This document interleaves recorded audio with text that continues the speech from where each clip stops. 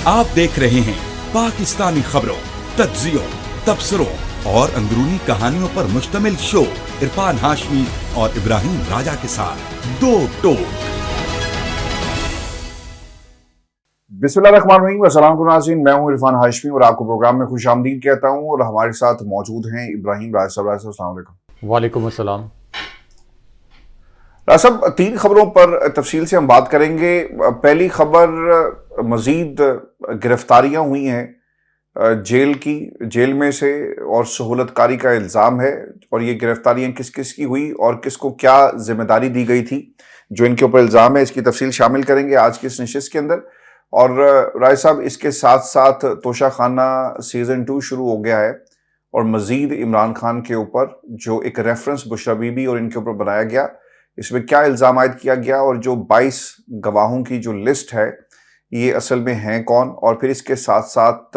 एक दरख्वास्त दायर की गई है इस्लामाबाद हाई कोर्ट के अंदर, जहां पर इमरान खान के ज़ाती मौलजीन से चेकअप करवाने की इजाज़त दी जाए, उनकी जान को ख़तरा है। इसकी तफसील भी शामिल करेंगे आज की इस नशिस्त के अंदर राय साहब। लेकिन जो सबसे अहम खबर है वो है ये जो 6 लोगों की गिरफ्तारी हुई है जिन्हें हिरासत में लिया गया, और गालिबन अब तक कोई 13 लोगों को इन टोटल जो है वो गिरफ्तार किया जा चुका है। और सहूलतकारी वाले चैप्टर के हवाले से ये क्लेम किया जा रहा है कि मज़ीद गिरफ्तारियां होंगी और इसका दायरा जो है वो वसी किया जाएगा। सिविल सोसाइटी के लोगों को भी शामिल किया जाएगा, शामिल तफ्तीश किया जाएगा। और इसके साथ साथ मीडिया कम्युनिटी के अंदर भी लोगों को पकड़ा जाएगा, वकला को भी पकड़ा जाएगा। और इसके साथ साथ कारोबारी हजरात जो फैसिलिटेशन में मुलविस पाए गए, उनकी भी शामत जो है वो आने वाली है। राज साहब, अडयाला जेल में इमरान खान की मुबैना सहूलतकारी के मामले पर जेल के मजीद 6 मुलाजमीन को हिरासत में लिया गया है। और हिरासत में लिए गए जेल मुलाजमीन में 3 खवातीन भी शामिल हैं, जिनमें एक खातून स्वीपर है, 2 लेडी वार्डन्स हैं और सीसीटीवी कैमरों की निगरानी करने वाले 3 एहलकार शामिल हैं जिनसे पूछगछ की जा रही है। जराये ये बताते हैं कि खवातीन स्टाफ जेल में बुशरा बीबी और बानी पीटीआई के दरमियान पैगाम रसानी करता था, जबकि हिरासत में लिए गए मुलाजमीन के मोबाइल फ़ोन भी कब्जे में ले लिए गए। और जराये के मुताबिक अडयाला जेल में निगरानी के लिए अफरादी कुव्वत में भी इजाफा कर दिया गया है। इससे पहले सिक्योरिटी इदारों ने इमरान खान की सहूलतकारी के इल्ज़ाम में अडयाला जेल के डिप्टी सुपरिटेंडेंट मोहम्मद अकरम को भी हिरासत में लिया, जबकि असिस्टेंट सुपरिटेंडेंट बिलाल से भी जो इंटेरोगेशन जो है वो की गई है। सब 2 चीज़ों को शायद कंफ्यूज किया जा रहा है। जेल के अंदर अगर आपने गुफ्तगू करनी है और अपना कोई प्यारा, अपना कोई अजीज या कोई अपना जानने वाला, या चलें इमरान खान अगर जेल के अंदर हैं, तो ऑब्वियसली हर उस रास्ते को अपनाया जाएगा जब आप सही रास्ते पर इजाज़त नहीं देंगे। पहरे बिठा दिए जाएंगे, बाथरूम की जिस तरह जो हालात थे वो आपके सामने है, और प्राइवेसी का ख्याल नहीं रखा गया। सीसीटीवी कैमरे जेल के सेल के अंदर लगा दिए गए। एक जज साहब वहाँ पर गए, उन्होंने देखा, उसके बाद हंगामी बुनियादों के ऊपर बाथरूम की दीवार जो है उसे कंस्ट्रक्ट किया जाता है। ये सब कुछ हम देख चुके हैं। जब आप बुनियादी सहूलियात से और जो जेल का मैनुअल है और जो प्रोटोकॉल कहता है कि इमरान खान को क्या सहूलियात मिलेंगी वो नहीं देंगे, तो फिर किसी का पैगाम लेकर जाना सहूलतकारी ये इनफरादी तौर पर तो गलत हो सकता है, लेकिन इसको मुल्क दुश्मन के साथ इस सहूलतकारी को जोड़ना, रासब ये तो हमें समझाएं कि ये किस तरह से सहूलतकारी मुल्क दुश्मन है। क्योंकि 2 चीजें कही जा रही हैं। सहूलतकारी हो रही थी, अंदर क्या ऐसा किया जा रहा था कि जहां से दुश्मन ममालिक को फायदा हो रहा था। राय साहब, जिस साइफर के बारे में हुकूमत और हुकूमत के प्यार करने वालों ने एक बड़ा जबरदस्त किस्म का बयानिया बनाने की कोशिश की, पाकिस्तान की अदालतों ने उसे उठाकर बाहर फेंक दिया। और उस फैसले के अंदर क्या लिखा गया, बताया गया कि वो जो कागज था उसके अंदर किस दुश्मन मुल्क को सहूलतकारी करते या फायदा पहुंचाते हुए, या क्या फायदा पहुंचा, मुल्क कौन है, ये बताया जाए, लेकिन बताया नहीं गया। एक साइफर के अंदर सहूलतकारी साबित नहीं हो सकी, तो राय साहब जेल के अंदर कौन सी सहूलतकारी की बात हो रही है? 9 मई के हवाले से सहूलतकारी, 9 मई तो राय साहब हो चुका था, खान साहब जेल के अंदर थे, और उसके बाद क्या कुछ होता रहा?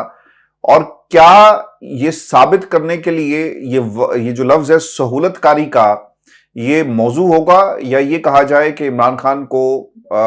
जो सहूलियात दी जा रही थी لیکن اس سہولت کاری کو سیاسی بیانی کے ساتھ جو ہے وہ جوڑا جا رہا ہے. راج صاحب دیکھیں عاشق صاحب، اس خبر کے اندر 3 بڑے دلچسپ نکات ہیں، اور ان نکات کو ایک ایک کر کے اپنے ویورز کے سامنے ایکسپلین کرتے ہیں. اور جب ہم یہ وضاحت دیں گے ان نکات کی تو ہمارے جو ناظرین ہیں ان کو یہ پتہ چلے گا کہ عمران خان صاحب کے خلاف یہ کتنا ایک بوگس قسم کا نیا نیریٹو بنایا گیا ہے، اور کیوں میں یہ کہہ رہا ہوں کہ جس نے یہ نیا اسکرپٹ لکھا ہے اس کو فوری طور پر کان پکڑانے چاہیے، اور کم سے کم 24 گھنٹے اس اسکرپٹ رائٹر کو اور اس اسکرپٹ کے اوپر عمل درآمد کرنے والے کو، جو ہم استارتن کہتے ہیں کہ مرغا بنا دیں. جو سرکاری اسکولوں میں ایک خاص جنریشن کو ایک خاص وقت تک مرغا بنایا جاتا رہا، تو یہ وہ وقت آ گیا ہے کہ اسکرپٹ رائٹر کو آپ مرغا بنا دیں. کیونکہ اس خبر میں یہ کہا گیا کہ ڈپٹی سپرنٹینڈنٹ اڈیالہ جیل کو، جو کہ لاپتہ تھے، جن کے لاپتہ ہونے کے بعد متعلقہ تھانے میں کوئی ایف آئی آر بھی درج نہیں ہوئی، ان کے خلاف کوئی درخواست بھی نہیں دی گئی، اور جب ہائی کورٹ میں یہ معاملہ گیا تو اس وقت پتہ چلا کہ ان کو عدالت میں بھی پیش نہیں کیا گیا اور ان کے خلاف کوئی ایف آئی آر بھی درج کرانے کی زحمت گوارا نہیں کی گئی. تو اس کا مطلب یہ ہے کہ اصل میں ان کو لاپتہ کیا گیا اور ان کو اغوا کیا گیا. اسی کی وجہ سے ان کی اہلیہ یہ دھمکی دینے پر مجبور ہو گئی کہ اگر میرے شوہر کے متعلق معلومات نہ دی گئیں تو میں خود سوزی کر لوں گی. اب اس خبر میں یہ کہا گیا کہ اب 6 مزید جو گرفتاریاں کی گئی ہیں، ان میں اڈیالہ جیل کے جو ملازمین گرفتار کیے گئے ان میں 3 خواتین شامل ہیں. اچھا، یہ 3 خواتین کون شامل ہیں؟ ان میں ایک خاتون ہے جو کہ اڈیالہ جیل میں جھاڑو وغیرہ لگاتی تھیں، سویپر ہیں. 2 لیڈی وارڈنز شامل ہیں، اور اس کے علاوہ سی سی ٹی وی کیمراز کی نگرانی کرنے والے 3 اہلکار شامل ہیں. اب اس کے بعد یہ دعویٰ کیا گیا اس خبر میں بڑا مضحکہ خیز قسم کا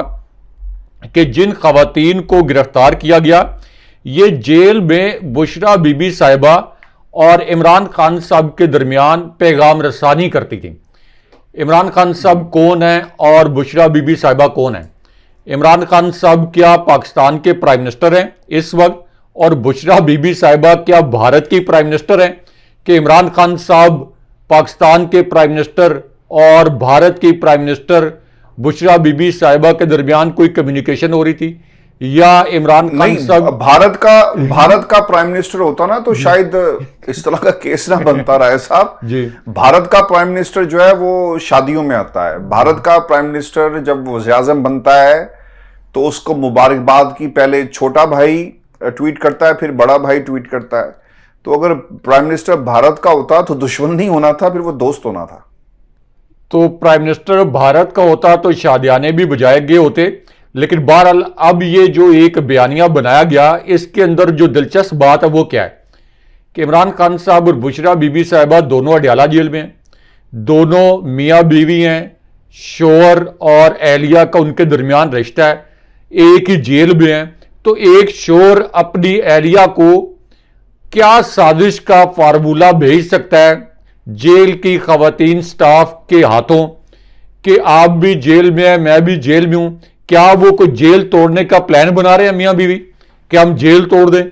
کیا وہ جیل کے اندر کوئی تخریب کاری کا منصوبہ بنا رہے ہیں؟ کیا عمران خان صاحب یہ پیغام دے رہے ہیں بشرا بی بی صاحبہ کو کہ آپ کے پاس کوئی تخریب کاری کا مواد ہے تو اس کو کس طریقے سے استعمال کرنا ہے، اور بشرا بی بی صاحبہ عمران خان صاحب سے ہدایات لے رہی ہیں؟ یعنی یہ کتنا ایک مضحکہ خیز الزام ہے کہ ایک شوہر اور ایک بیوی ایک ہی اڈیالہ جیل میں یہ قید ہیں، تو وہ آپس کے اندر کوئی پیغام رسانی کر رہے ہیں ایسی جس سے کوئی بہت بڑی سہولت کاری ہو رہی ہے ملک کے خلاف، آرمی چیف کے خلاف، اسٹیبلشمنٹ کے خلاف، اس کٹ پتلی حکومت کے خلاف، ریاست کے خلاف. اچھا، اس کے اندر ایک اور دلچسپ پہلو کیا ہے؟ وہ دلچسپ پہلو یہ ہے کہ عمران خان صاحب اور اسی طرح بشرا بی بی صاحبہ کے خلاف جو مقدمات بنائے گئے ہیں، کئی مقدمات ایسے ہیں جن میں دونوں میاں بیوی کو اکٹھے نامزد کیا گیا. تو جب ان کیسوں کی سماعتیں ہوتی ہیں تو عمران خان صاحب اور بشرا بی بی صاحبہ کی ملاقات بھی ہوتی ہے.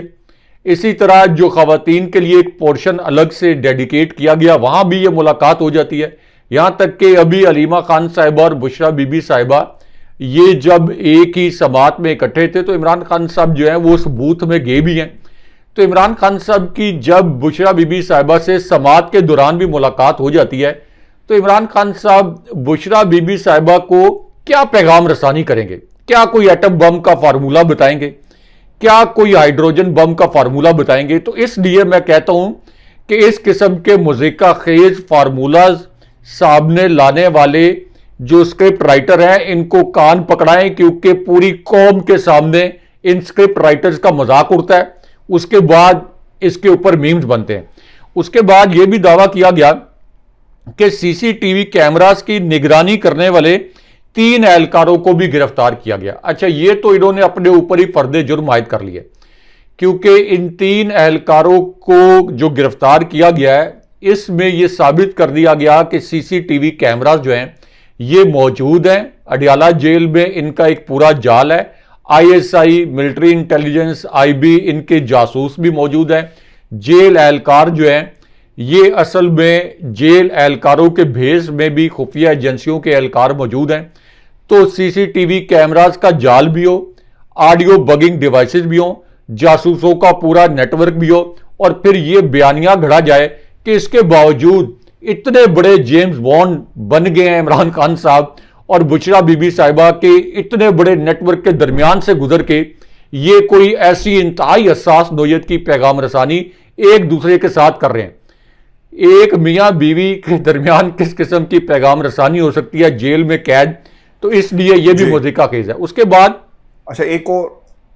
ایک اور چیز ہوئی ہے رائے صاحب، اور پاکستان کے اندر یہ اس سے پہلے بھی علیمہ خان نے یہ بات کہی تھی کہ عمران خان کی جان کو خطرہ ہے۔ اچھا، یہ دعویٰ نہیں تھا بلکہ اس سے پہلے تو حملہ ہوا رائے صاحب۔ وہ ملزم نوید کہاں پر ہے، وہ کس حال میں ہے، اس کا حال کیسا ہے،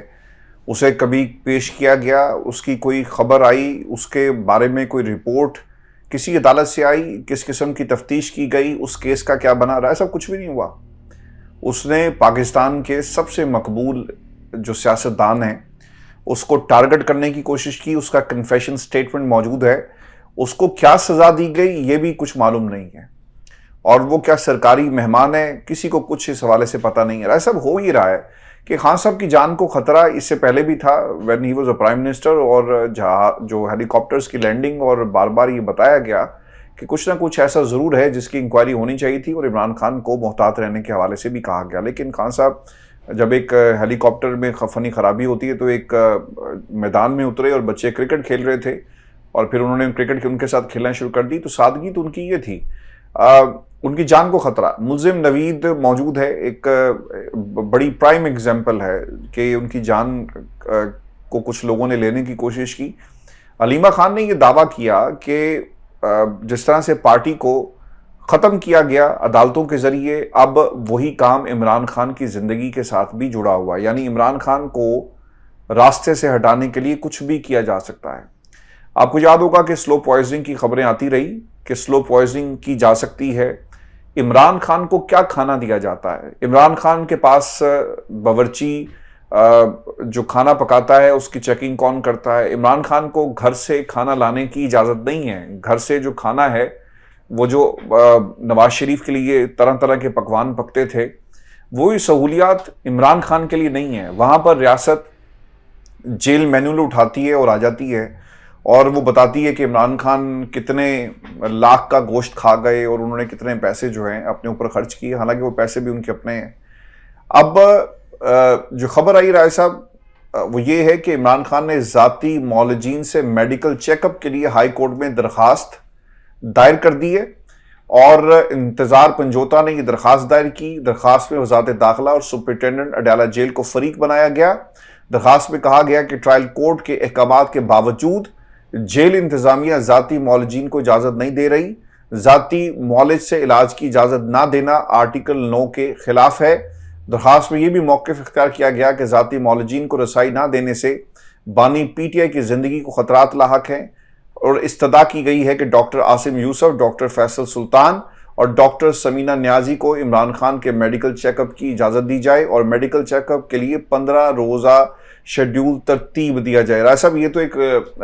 ایک خواہش ہے، خواہش تو پوری نہیں ہوگی۔ حق ہے، لیکن اس کو لوگ کہیں گے کہ یہ خواہش ہے، اور نون لیگ خاص طور پہ اسے خواہش کا نام دے گی، جیلر صاحب اسے خواہش کا نام دیں گے، اور انہوں نے کرنا وہی ہے جو جیل مینول میں لکھا ہے، جسے وہی اسکرپٹ رائٹرز میرا خیال ہے ترتیب دے رہے ہیں جن کو آپ کان پکڑوا رہے تھے رائے صاحب. تو عمران خان کی صحت اور ان کی زندگی خطرے میں ہے، اور عدالت سے آپ نے ایک استدعا تو کی ہے، لیکن رائے صاحب کیا عدالت میں اتنا دم خم ہے، اتنی طاقت ہے کہ وہ اسکرپٹ رائٹرز کے اسکرپٹ کے خلاف جا کر اپنا کوئی جو فیصلہ ہے وہ تحریر کرے اور ان کی اس کوشش کو ناکام بنائے؟ دیکھیں ہاشمی صاحب، ایک تو سابق پرائم منسٹر کے طور پر عمران خان صاحب کے لیے جیل مینول عام قیدیوں سے انٹائرلی مختلف ہے. ایک تو یہ جو کہا جاتا ہے کہ جیل مینول کے مطابق یہ ممکن نہیں ہے، یہ ممکن نہیں ہے، یہ اس بات کے تمام صحافی جو کہ نون لیگ کی بیٹ کور کرتے ہیں، میں خود بھی نون لیگ کی بیٹ کور کرتا رہا ہوں، اب بھی کرتا ہوں، ہم سب کو پتہ ہے کہ میاں نواز شریف جب جیل میں تھے تو ان کو گھر سے کھانا منگوانے کی سہولت میسر تھی. میاں نواز شریف کو میڈیکل چیک اپ کی سہولت میسر تھی، اور میاں نواز شریف کا بعد میں سب کو پتہ ہے کہ جب وہ ایک پورا ڈرامہ سٹیج کیا گیا کہ ان کے پلیٹلیٹس گر گئے، اور اس کے بعد پھر کس طریقے سے ایک ڈاکٹر کو کراچی سے بلایا گیا، بعد میں ان کو ایک سول اعزاز جو ہے وہ بھی دیا گیا، کیونکہ انہوں نے یہ رپورٹ دے دی کہ نواز شریف کی زندگی خطرے میں ہے. اور پھر یہ ڈرامہ رچایا گیا کہ نواز شریف گھر چلے گئے اور گھر کے اندر ایک نام نہاد ایمرجنسی وارڈ قائم کر دیا گیا، یعنی ایک ہی دن ہاسپٹل میں رہے اور گھر کے اندر ایمرجنسی وارڈ. تو نواز شریف کی جان اگر خطرے میں تھی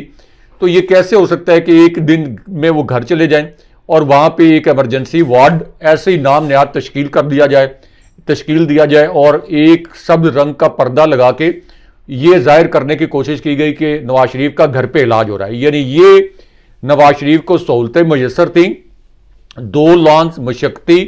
اس کے علاوہ گھر کا کھانا 3 وقت، جس وقت وہ چاہیں اپنے پارٹی کے کارکنوں اور رہنماؤں سے ملاقاتیں کریں، اور پھر گھر کے اندر ان کے ایک ایمرجنسی وارڈ بنایا گیا، نام نہاد ایمرجنسی وارڈ. دوسری جانب عمران خان صاحب کو بار بار ٹرائل کورٹ کے حکم دے چکی ہے کہ عمران خان صاحب کو یہ اجازت دی جائے کہ وہ اپنے ذاتی معالجین، جو کہ آج سے نہیں نوجوانی سے ان کے ذاتی معالج ہیں، ان کے جو امراض ہو سکتے ہیں یا ان کی صحت کے متعلق جو مسائل ہو سکتے ہیں، ان کے متعلق پوری میڈیکل ہسٹری ان کے پاس ہے، تو وہ ان کے علاج کریں یا وہ ان کا چیک اپ کریں. لیکن اسلام آباد جو ٹرائل کورٹ ہے اس کے بار بار آرڈر کے باوجود بھی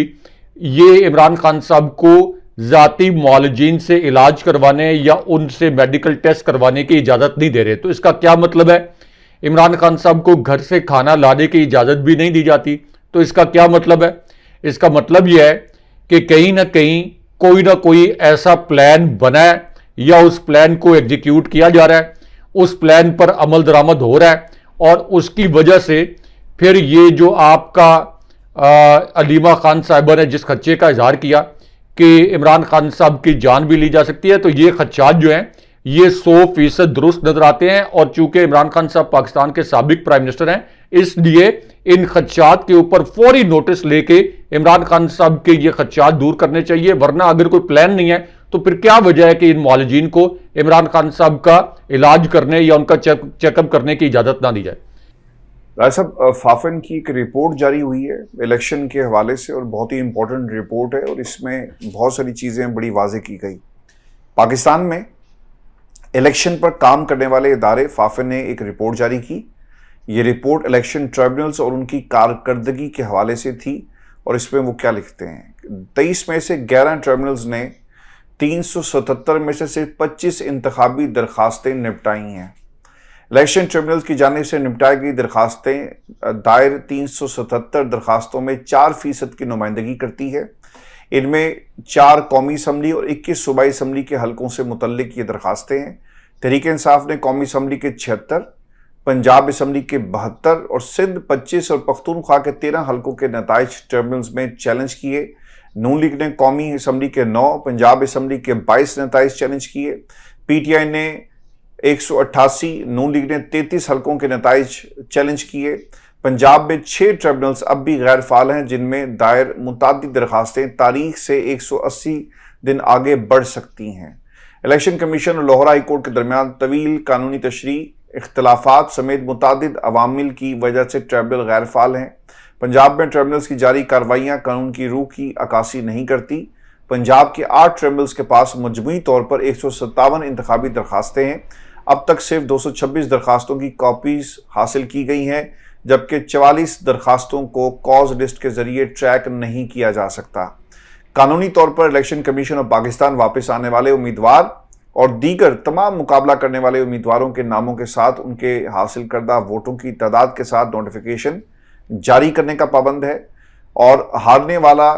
कोई भी उम्मीदवार नोटिफिकेशन के 45 रोज में दरखास्त दायर कर सकता है। इलेक्शन कमीशन ने अभी तक ट्रिब्यूनल्स के सामने दायर दरखास्तों की सही तादाद और झैली तफसीलात भी जाहिर नहीं की। फाफन राय साहब ये भी लिखता है कि 2013 के आम इंतखाबात के बाद नताइज की 385 दरखास्तों पर फैसला करने के लिए 14 ट्रिब्यूनल्स कायम किए गए। 2018 के आम इंतखाबात के बाद 300 दरखास्तों पर फैसला करने के लिए 20 ट्रिब्यूनल्स कायम किए गए। ये सारे केसेस रुके हुए क्यों हैं? इसकी वजह यह है कि एक तो हुकूमत ट्रिब्यूनल्स में रिटायर्ड जज बैठाना चाहती है ताकि सारी की सारी सीटें नून लीग के प्लेट में जाएं, और इलेक्शन ट्रिब्यूनल्स पर चीफ जस्टिस राय साहब ये कुछ ऑब्जर्वेशंस हमारी हैं कि ऐसा हो क्यों रहा है। ये रिपोर्ट का हिस्सा नहीं है। ये मैं चाहूँगा कि आप इस पर कमेंट भी करें। और इलेक्शन ट्रिब्यूनल्स पर चीफ जस्टिस काजी साहब ने अभी तक स्टे दिया हुआ है, और वहाँ पर भी राय साहब क्या हो रहा है ये भी कौम के सामने है। और आपको राय साहब लगता क्या है, ये फाफन की रिपोर्ट क्या बता रही है हुकूमत की वारदात के हवाले से, इलेक्शन कमीशन की सहूलतकारी के हवाले से, और फिर अदालतों के जो इलेक्शन ट्रिब्यूनल्स हैं जिन्हें बनने नहीं दिया जा रहा, एक बड़ी सहूलतकारी भी हो रही है राय साहब। और काजी साहब यकीनन टॉप ऑफ द लिस्ट पाए जाएंगे इस लिस्ट के अंदर कि वो कर क्या रहे हैं राय साहब। देखिए आशफिक साहब, इसके अंदर 2 अहम पॉइंट हैं। एक तो इलेक्शन ऑडिट करने वाली जो एक और तंजीम है पतन, उसने अपने ऑर्डर्स में नवाज शरीफ का हल्का खोल के बता दिया कि नवाज शरीफ वो नशिस्त हारे थे, यानी लाहौर का। उसके बाद उन्होंने ये भी बता दिया कि सलमान अकरम राजा अपनी नशिस्त जीते थे और ओन चौधरी लाहौर वाली नशिस्त हारे थे। नवाज शरीफ 78,000 वोटों से और इसी तरह ओन चौधरी 1 लाख से ज़ायद वोटों से अपनी नशिस्त हारे थे। मरीम नवाज़ का हल्का जो है ये ऑडिट के लिए खुल चुका है, और वो भी मैर शराफत से अपनी नशिस्त फॉर्म 45 के मुताबिक हारी हैं। और उसके बाद फाफिन की जो पतन की रिपोर्ट में ये कहा गया कि कौमी असम्बली के 200 से ज़ायद हल्के ऐसे हैं जिनके फॉर्म 45 और 47 में संगीन बेज़ाब्तगियाँ हैं, और कई फॉर्म 45 ऐसे हैं जिनमें जो प्रिजाइडिंग ऑफिसर्स हैं उनके सिग्नेचर ही नहीं है, और कई जगहों पे ओवर राइटिंग की गई है, और कटे फटे किस्म के फॉर्म 45 और फॉर्म 47 जो है ये इलेक्शन कमीशन ने जहाँ पे 101 वोटों को 1011 वोटों में बदला गया। तो इस तरह की धांधली की शायद के साथ निशानदेही जो है वो पतन ने की। और एक चैनल जिस पर नून लीग बहुत एतमाद करती है, जियो न्यूज़, उनकी जो फैक्ट चेक रिपोर्ट आई तो उसमें भी एक तरह से पतन की रिपोर्ट का हवाला देकर तस्दीक की गई कि पतन की रिपोर्ट तस्दीक शुदा है और इलेक्शन कमीशन ने जालसाजी की। ये जियो न्यूज़ की वेबसाइट के ऊपर भी और जियो न्यूज़ के चैनल के ऊपर भी ये खबर शाया हुई और नशर हुई। तो अब फाफिद ने इसके आगे का स्टेप जो है, जो कि इस हुकूमत की एक और पोस्ट रिगिंग है, पोस्ट इलेक्शन रिगिंग, उसके मुतल्लिक बताया। क्योंकि अगर हाजिर सर्विस जज साहिबान इन इलेक्शन ट्राइब्यूनल्स के अंदर तैनात होते और नून लीग ने मेरिट के ऊपर ये इलेक्शन जीता होता तो उनको कोई एतराज़ ना होता। मिसाल के तौर पर पीटीआई ने चूंकि मेरिट पर ये इलेक्शन जीता है, इसलिए पीटीआई को कोई एतराज़ नहीं है कि हाजिर सर्विस जज साहिबान, अगरचे वो भी इस्टेब्लिशमेंट के असर रसूख में है, कि वो इन इलेक्शन ट्राइब्यूनल्स में तैनात हों और वो इन इलेक्शन ट्राइब्यूनल्स में जाने वाले केसेस का फैसला करें। लेकिन नून लीग इस्टेब्लिशमेंट, ये कठपुतली हुकूमत, इनको पता है कि अगर ये हाजिर सर्विस जज साहिबान इलेक्शन ट्राइब्यूनल में तैनात रहे और मेरिट पर फैसले हुए तो ये कठपुतली हुकूमत तो 10 दिन के अंदर गिर जाएगी। وہ سارے جعلی فارم 45 47 یہ ان کی حقیقت سامنے آ جائے گی. مریم نواز کی جعلی وزارت اعلیٰ جو ہے یہ کلعدم ہو جائے گی. اس لیے ایک سازش کے تحت، ایک پلاننگ کے تحت، پہلے تو جسٹس ملک شہزاد جو لاہور ہائی کورٹ کے چیف جسٹس تھے، جنہوں نے لاہور ہائی کورٹ کے ججز کو الیکشن ٹرائیبیونل میں تعینات کیا تھا، ایک سازش کے تحت ان کو جسٹس فائز عیسیٰ مریم نواز کی ایک گھٹیا سے اعلیٰ کار بن کے ان کو سپریم کورٹ لے گئے تاکہ مریم نواز کی وزارت اعلیٰ، جعلی وزارت اعلیٰ کو بچایا جا سکے. اس کے بعد جسٹس طارق جہانگیری کے بھائی کو امریکہ میں اپروچ کر کے کہا گیا کہ اسلام آباد کی جن 3 نشستوں کا آپ نے فیصلہ کرنا ہے، جس کے متعلق یہ آڈٹ رپورٹ آئی کہ پی ٹی آئی 50-50 ہزار لیڈ کی، یہ 50-50 ہزار کی لیڈ سے یہ نشستیں جیتی تھی، تو ان پہ آپ نے ہتھولا رکھنا ہے اور پی ٹی آئی کو یہ نشستیں نہیں دینی. تو اس پوری سچویشن میں اب فافن کی اس رپورٹ نے یہ ہائی لائٹ کر دیا ہے کہ حکومت یہ الیکشن ٹرائیبیونلز کا عمل، یعنی قیام کا عمل، یہاں پہ کسی بھی کیس کو چلانا، اس کو سموتھلی آگے بڑھانا، فارم 45 فارم 47 جمع کرانا، اس میں کیوں رکاوٹیں ڈال رہی ہے؟ کیونکہ اس حکومت کو پتہ ہے کہ ہم نے جو دھاندلی کروائی ہے یا کی ہے، یا اسٹیبلشمنٹ نے جو الیکشن کو مینیج کیا ہے، یہ اتنی جلد بازی میں کیا گیا کہ کسی کو اندازہ نہیں تھا کہ پی ٹی آئی کے اوپر اتنے جبر کے باوجود، انتخابی نشان بلہ چھیننے کے باوجود بھی پی ٹی آئی کو اتنی بڑی تعداد میں ووٹ پڑ جائے گا کہ ان کو اتنی اچانک اتنے بڑے پیمانے پر دھاندلی کرنی پڑے گی اور اس میں اتنی بے ضابطگیاں سامنے آ جائیں گی. تو اس وجہ سے اب چونکہ یہ ساری دھاندلی اتنی ایویڈنٹ ہے کہ ثبوتوں کے ساتھ سامنے آ چکی ہے، تو اس لیے اب یہ الیکشن ٹرائیبیونل کے اندر جو یہ پروسیس ہے اس کو آگے نہیں بڑھنے دیا جا رہا، اور ایک صدارتی آرڈیننس بھی جاری کر دیا گیا ہے کہ الیکشن ٹرائیبیونلز میں ریٹائرڈ جج صاحبان جو ہیں یہ تعینات ہوں گے. تو یہ جسٹس فائز عیسیٰ مکمل طور پر سہولت کار ہیں، اور پاکستان کی تاریخ میں استارتاً میں کہہ رہا ہوں کہ کوئی بھی اتنا لالچی چیف جسٹس نہیں گزرا، کوئی بھی اتنا ہرس کا مارا ہوا چیف جسٹس نہیں گزرا جو کہ صرف ایک 3 سال کی ایکسٹینشن کے لیے پورے سپریم کورٹ کے نظام کو روند رہا ہے، آئین کو روند رہے ہیں. سپریم کورٹ کے وہ ججز جن کا حق ہے آئینی کہ وہ آگے جا کر چیف جسٹس بنے، ان کے حق کو بھی مار رہے ہیں، اور خود سپریم کورٹ پر قبضہ کرنا چاہتے ہیں صرف مریم نواز کی خوش آمدید کرنے کے لیے. اور سپریم کورٹ کے ایک رپورٹر کے مطابق مریم نواز کے طلبے اور ان کے جوتے جو ہیں اٹھانے کے لیے، ان کے طلبے چاٹ رہے ہیں اور ان کے جوتے اٹھانے کے لیے جسٹس فائز عیسیٰ یہ سب کچھ کر رہے ہیں. یہ میرے یا آپ کے نہیں، یہ سپریم کورٹ کو کور کرنے والے رپورٹرز کے الفاظ ہیں جو جسٹس فائز عیسیٰ کی پرسنالٹی کو ہر روز ان کی سپریم کورٹ میں جا کے جانچتے ہیں اور پرکھتے ہیں. اشرار صاحب، شیر افضل مروت صاحب دوبارہ سے ایکٹیو ہوئے اور خان صاحب سے ہاتھ ملایا اور انہوں نے گلے لگایا، یہ ان کے الفاظ تھے، لیکن علیمہ خان یہ کہتی ہیں کہ انہوں نے ہاتھ ملایا، گلے نہیں لگایا، اور یہی وہ مسئلہ ہے جو لوگوں کے اندر ہے. آپ اپنے جو فوکس ہے وہ تحریک انصاف اور عوام تک رکھیں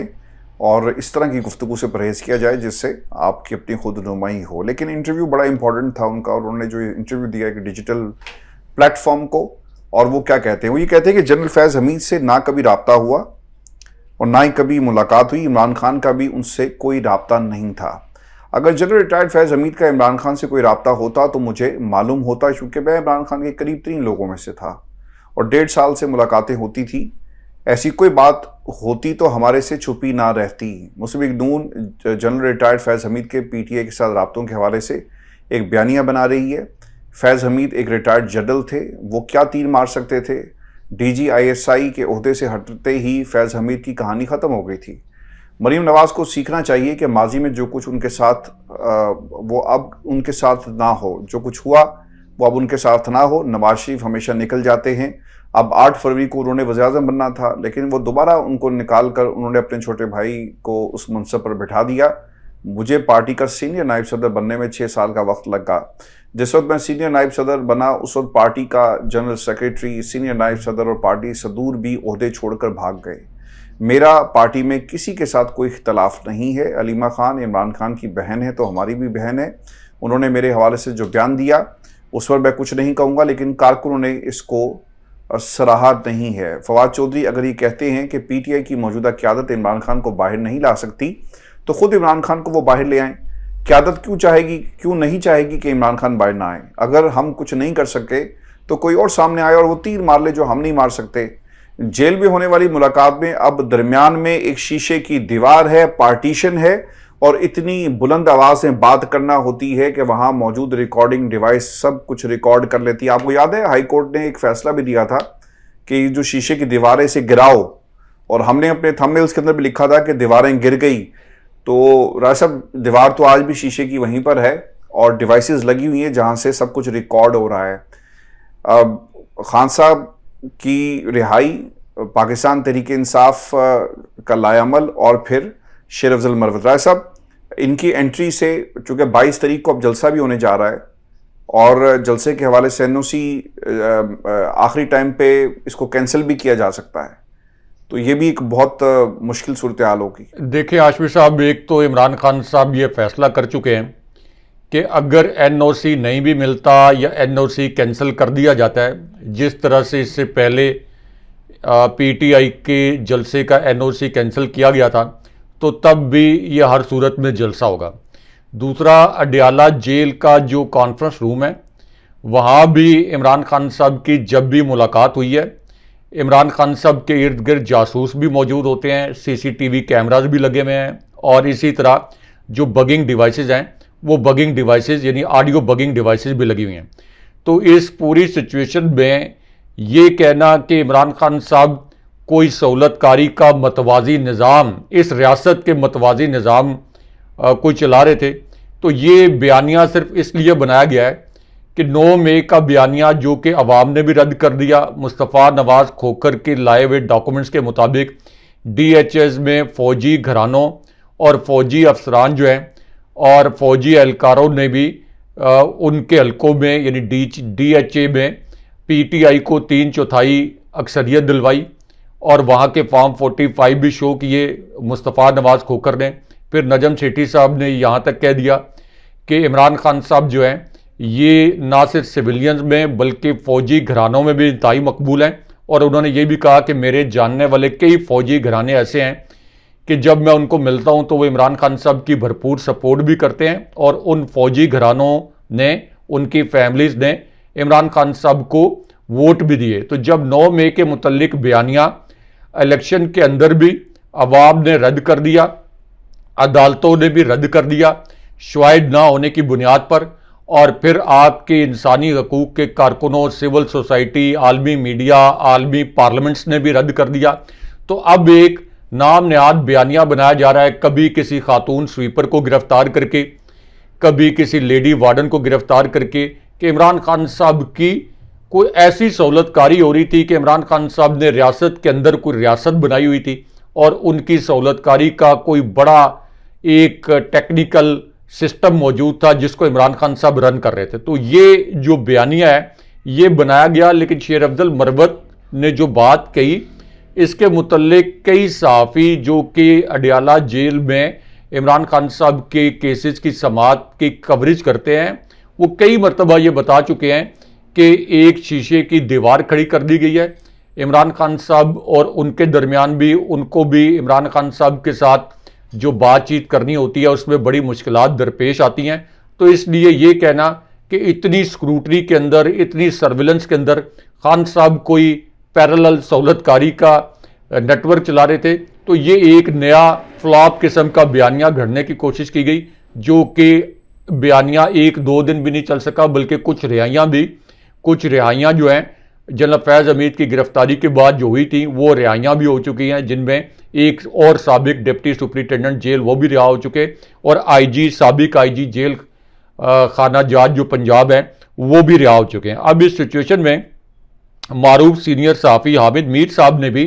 اسٹیبلشمنٹ اور عمران خان صاحب کے متعلق 2 انکشافات کیے ہیں۔ ایک تو حامد میر صاحب نے اپنا پہلا انکشاف اس کانٹیکس میں کیا کہ کیا عمران خان صاحب جیل سے باہر آ سکتے ہیں، اور عمران خان صاحب کو جیل سے باہر کیا اسٹیبلشمنٹ آنے دے گی، یا اس کا وے آؤٹ کیا ہے اور راستہ کیا ہے کہ کس راستے سے عمران خان صاحب باہر آئیں گے۔ تو حامد میر صاحب نے اپنے پہلے انکشاف میں یہ کہا کہ عمران خان صاحب کو اگر جیل سے باہر آنا ہے تو پھر ان کو نواز شریف بننا پڑے گا،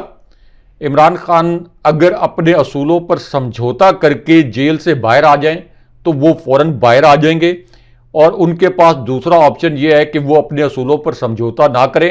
اور جتنی ان کی اس وقت مقبولیت ہے اس کو قائم رکھیں۔ اور اس کے بعد انہوں نے کہا کہ یہی ہے پاکستان کی سیاست کا اصل بحران، یعنی انہوں نے یہ بتایا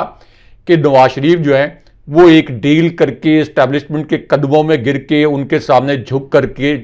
یہاں سے فرار ہو گئے،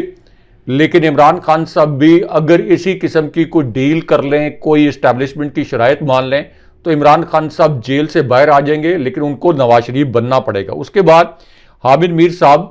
یہ بھی انکشاف کر چکے ہیں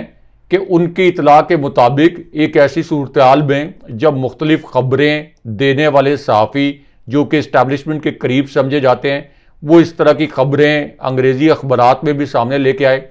کہ اسٹیبلشمنٹ عمران خان صاحب کو صلح صفائی کا پیغام دے رہی ہے اور صرف ایک شرط عائد کر رہی ہے کہ 9 مئی کے واقعات کے حوالے سے یا معافی مانگ لیں یا کوئی ہومیوپیتھک سی وضاحت دے دیں، تو حامد میر صاحب نے کہا کہ ان کی اطلاعات کے مطابق عمران خان صاحب سے 1 مرتبہ نہیں 3 مرتبہ رابطہ کیا جا چکا ہے، لیکن عمران خان صاحب نے کسی بھی قسم کا سمجھوتا کرنے سے انکار کر دیا۔ اب اس سے بھی یہ پتہ چلتا ہے